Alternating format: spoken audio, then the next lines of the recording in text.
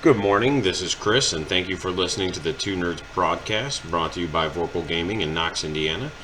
If you like hearing me and my melodious voice, I'm available on the following platforms: Anchor, Breaker, Castbox, Google, Pocket Casts, Radio Public, Spotify. I also have a YouTube channel for the video viewers out there. And in addition to that, we do occasionally do some battle reports. Mostly time has been the issue there. I've started school back up, and yeah. So it's definitely been a journey finishing up my degree. I still have like 8 months left, 9 months left, but one day I'm gonna have a real education like a big boy. Today we're going to talk about a few different things. I'm going to be pulling up some information on the old computer real quick while we talk about it. We're going to discuss my upcoming singles tournament and what my lists are potentially looking like. Give me a second. And some of the missions and table setup. Where are you? Yeah, so that's what we're going to talk about. I'm on the fence about what I'm going to run, not because of anything other than scoring points. Although, let's start with, in my singles tournament, I may not even play in it. I play in it if I have an odd number, just to make sure that my tables are full, that I don't have anybody sitting for a bye round. I don't like that at all. I don't want people to have that.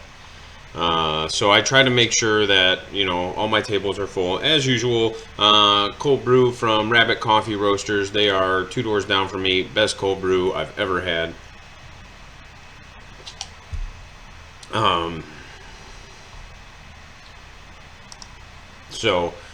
Singles tournament. Let's start with missions. I'm looking at battle lines, the Scouring, Sweep and Clear on day 1, and then Priority Target and Scorched Earth on day 2. So that's a long board. It's 2 long board missions, but the Scouring's a weird one because there's only 5 objective markers, but they're all in a narrow band in the middle of the board, and then your deployment zone's super weird.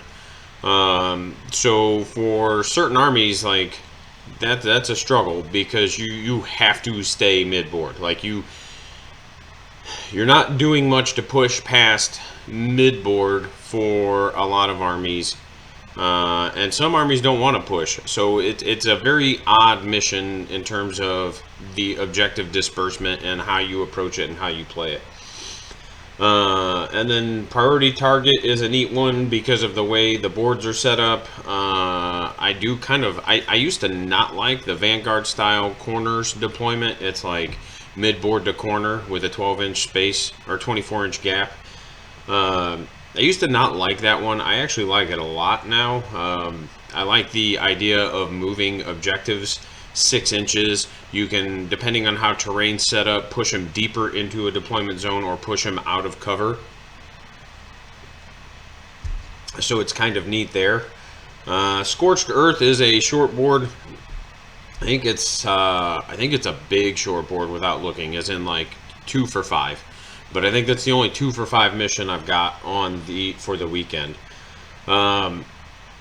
Cool. That being said, the terrain, my boards aren't going to change. Like, not that they're not going to change. They do get better as time progresses. I do take in player feedback. But when I say they're not going to change, like, a lot of my concepts are still going to be there.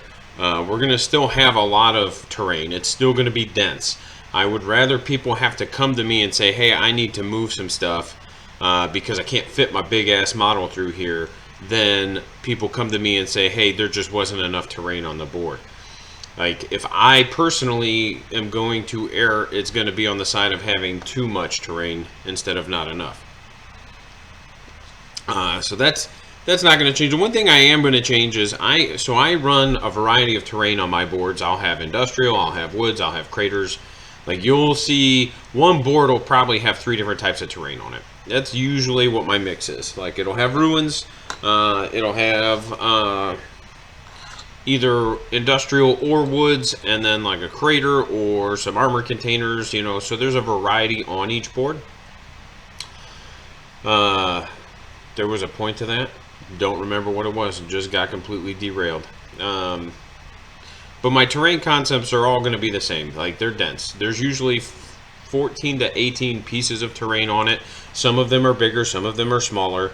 And that's not a thing I'm going to change. I don't care if GW Open terrain is the bee's knees. I don't care if it's not the bee's knees.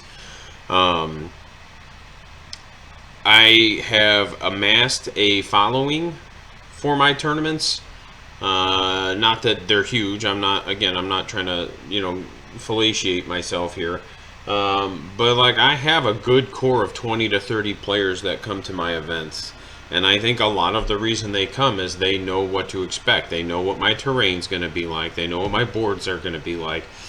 They know what my judgments are going to be like. They know who I am as a judge.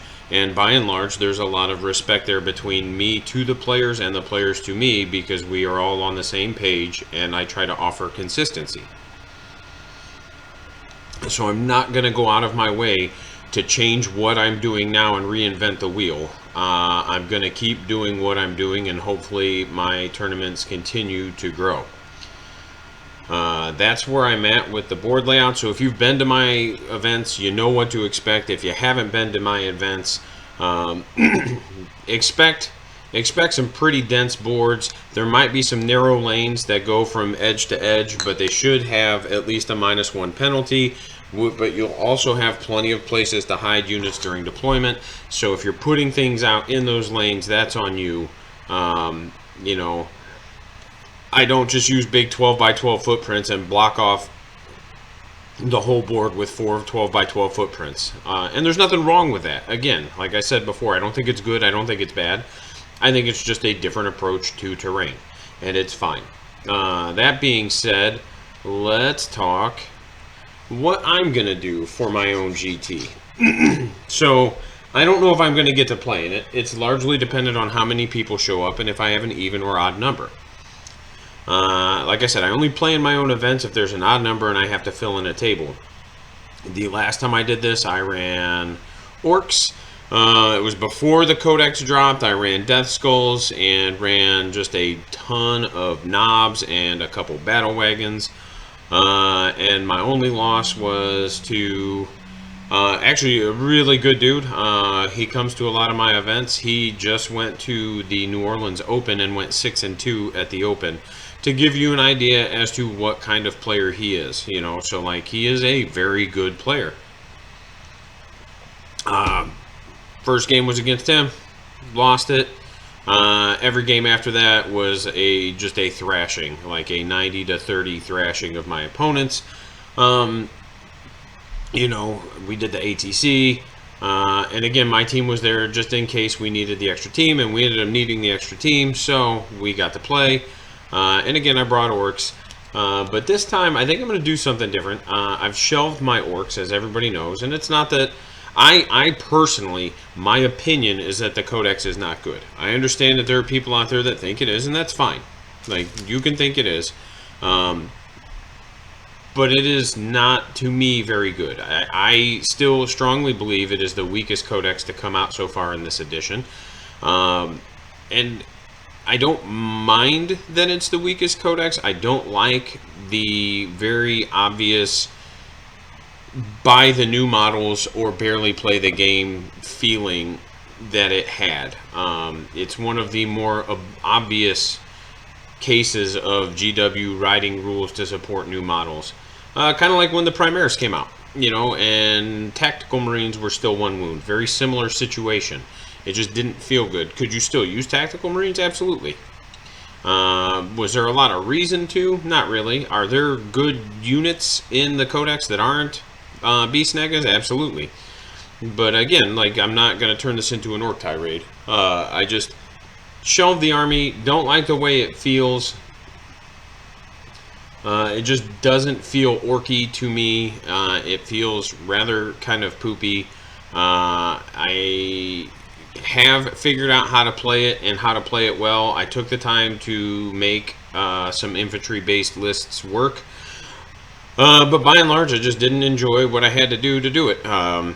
So I just put it up. Started getting back into my Tau,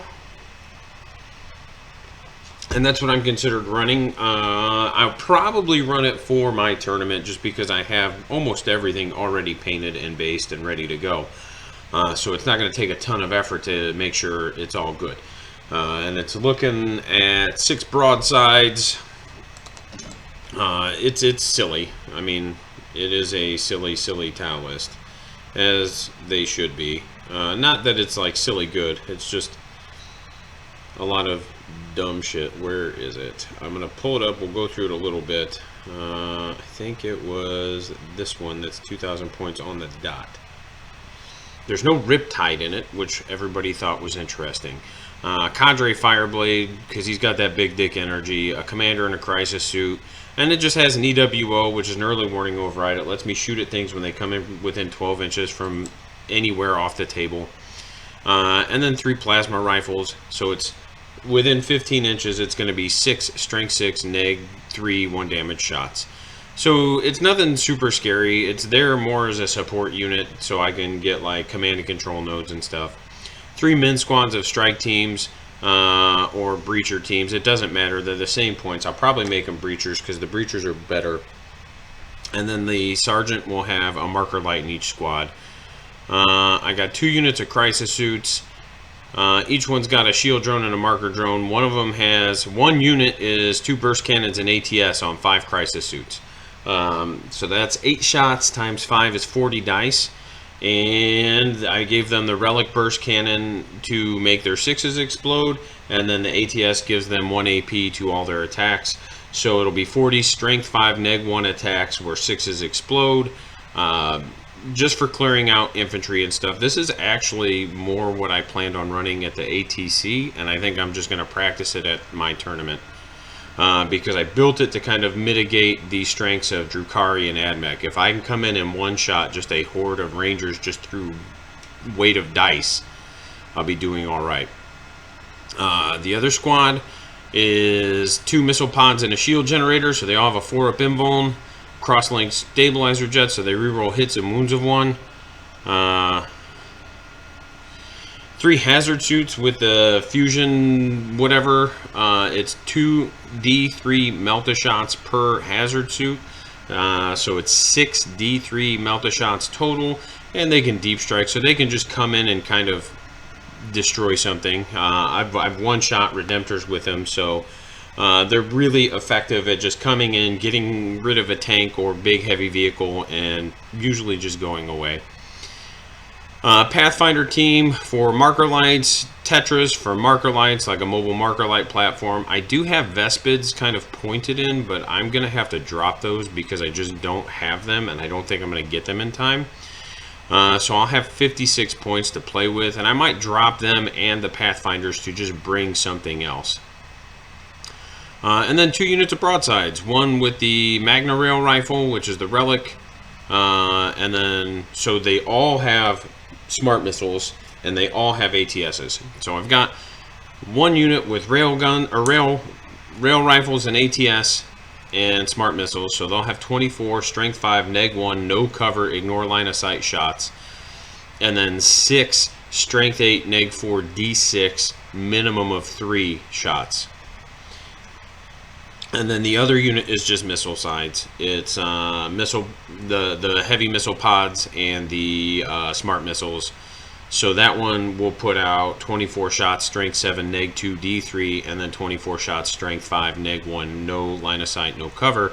So the idea here is to have 48 shots every turn that ignore line of sight, ignore cover, have neg 1 rend, and I just don't have to move those broadsides a lot, and then everything else is what I'm moving. That's the goal. I don't know if it's going to work. I've had some really close games against some top tier lists. They were being piloted by some reasonably skilled players. Like, they go to tournaments, they play in the tournament scene. Like, they're not going to go win an open, but they do well in the local tournament meta, and that's what I'm going to be playing, is the local tournament meta. So it stands to reason. that if I can hold my own there, I should be able to hold my own against a variety of people that I would run into. The one thing I haven't put it on the table against is AdMech, but the issue with Tau, and I did a whole episode on this, the issue with Tau isn't that they can't kill things, it's that they have a hard time with mobility because of the changes in the core rules. So I'm trying to just maximize my ability to capitalize on their lack of mobility. Like, instead of seeing their lack of mobility as a weakness, my goal is to try to use it as a strength. Like, cool, I'll just take all the smart missiles and then camp in the back. Arguably, if they're doing open style terrain at the ATC, though, I would be better suited taking smart missile or stealth suits. But that's basically what I'm looking at running for my tournament. I'm also, like I said, looking at running it for the ATC. I had a conceptual list, because, again, the ATC, the issue we run into is that it's point-based. Tau have a hard time scoring points. So even if I win, I'm doing my team a disservice if I'm only capping at 60, 70 points. You know, it doesn't matter if I win if we just don't score any points, because at the end of the day, that's not helping us get higher in the standings. We can go undefeated the whole tournament, but if everybody we played, we just stay at 50 points, we're still not going to win, because guess what? We didn't score enough points. So the other thing I thought about taking was a Necron list, and this is kind of silly. I'm a bit of a clown. I actually just had this discussion with somebody last night. One of the guys that comes in here for tournaments and stuff, he and I talk occasionally. He's real high on the Orc Codex. He and I have had that discussion. He knows where I stand on it. I know where he stands on it. And at this point, we just don't really talk about it. But he and I were talking about just some various things. And I told him, like, one of the issues that I feel like I have is that I can't do anything the easy way. I don't, like, if I'm going to play Sisters, I'm not going to look at what the tournament meta lists are. I just read the codex and look at things that fit inside my wheelhouse and play the way I think they should. You know, if I'm going to play Orcs, I don't want to run whatever the tournament meta is. I want things to fit inside my playstyle and have them operate well. And arguably, that's one of the issues I have with the Orc Codex, is that because of my playstyle and because of the changes to the Codex, like, it just doesn't fit that. So maybe the book is good and it just doesn't fit my playstyle the way it did for 20 plus years. But again, that's just kind of a weird change to make to a book then. So when looking at Necrons, like, I know a big thing right now is the everything has OBSEC, and then taking, like, the destroyers and the wraiths and, you know, flooding the board with hyper resilient melee units. And it's an interesting concept, and it does score some points. There is some downsides to it. I played a game against a guy not that long ago that ran it, and really, had I made one small change to my list, it would have not even been a game. And he's a good player. Don't get me wrong. I'm not putting him down in any way, shape, or form. But, like, I normally run Death Skull, so all my infantry have OBSEC, because that's how I play. And I arguably should have done that because that's how I play. But I opted to change for a different faction just to kind of see how they go. And so points-wise, he definitely beat me, but that one change would have made a huge difference in the game, because he was effectively tabled by turn 4 just because of, like, the bullshit mortal wound stuff that Orcs can do in the charge phase if you lean into it really hard. So it's one of those where it's really interesting, because, you know, that is a really cool concept behind a list. Like, here's just a bunch of bodies that all have OBSEC, and you just can't chew them all off of a board. until you run into something that can. But what I was looking at was running Novak because I am about that life. I like melee. You know, it's where I feel like most games are won and lost. And it's a really simple list. It's Lord, Royal Warden. It's a battalion and a patrol. It's a Lord, a Royal Warden, 2 units of 10 Immortals, and a unit of 5 in the battalion. 6 Death Marks, which arguably could be swapped down to like 5 or something. 5 Lich Guard, 2 Triarch Stalkers, a unit of Canaptek Acanthrites, and then 2 units of Canaptek Scarab Swarms. And then the patrol is a Technomancer, a unit of 5 Immortals, 2 Canaptek Spiders, and a unit of Canaptek Acanthrites. So the Acanthrites are kind of like the backbone of this list. They're not hyper resilient, which I did have this talk with a couple dudes. I was like, hey, how come nobody runs these? Well, they're Forge World, so you don't see them a lot. And then also they don't have the invulnerable save, whereas like the Wraiths and stuff do. But they're T5, 3 wounds, 3 up save, -1 to hit, have reanimation protocols, are Canaptek, and then they each get 1 Melt-A-Shot per shooting phase. So it's a 12-inch, strength 8, neg 4, d6, +2 within half range. And then each one does 3 attacks, strength 5, neg 1, 1 damage, but then they get an additional attack because of their weapon. So it's actually 4 attacks. So a unit of 5 is putting out 20 attacks. And they're neg 4 on the charge in Novak. And then there's a stratagem where you can give a Novak unit an additional attack. So you can just give them 25 attacks. You know, so it's one of those where there's a lot of interesting concepts there. And that's the Immortals get 2 attacks. So they're 2 attacks. I think they're strength 5. They might be 4. But let's call it 4. But they're neg 1 on the charge. And again, you can give them 3 attacks, so you can have effectively Assault Intercessors, or Assault Marines would be a more accurate description on the charge. There's some different concepts here. The Lord has the Veil of Darkness. I have a Resorb, but I don't know that I need it for this list. There's not a lot of reason to have it. But I have a Resorb in there, but he has the Veil of Darkness. I have the Royal Warden for fallback and shoot. So the Veil of Darkness is there. If my command protocols are set up right and I'm money on them, they'll be able to teleport and then do like Octarius Data and shoot in turn 2 or turn 3. And then the Death Marks are there specifically for Octarius Data, believe it or not. Like, it's a Deep Strike infantry unit. Like, they have a decent gun. Yes, it's heavy, but they're ballistic skill 2, so they'll still be hitting on 3s. The Triarch Stalkers are there to just provide, like, their heat rate is good. Like, it's a good gun. They're only 140 points for a Quantum Shield unit. So they're really solid to have Quantum Shielding, and then when they hit a unit, all Necron units are +1 to hit when they shoot that unit. So again, like, I can blast something with a Triarch Stalker and then shoot it with everything else, and I'll be hitting on 2s. The Acanthrites will be hitting on 3s, but that's really what it's there for, is to kind of set up the Acanthrites to hit on 3s with their 5 Melt-A-Shots. And then really the second, like, you could put both of the Stalkers into one thing. The first one hits on 3s, the second one hits on 2s.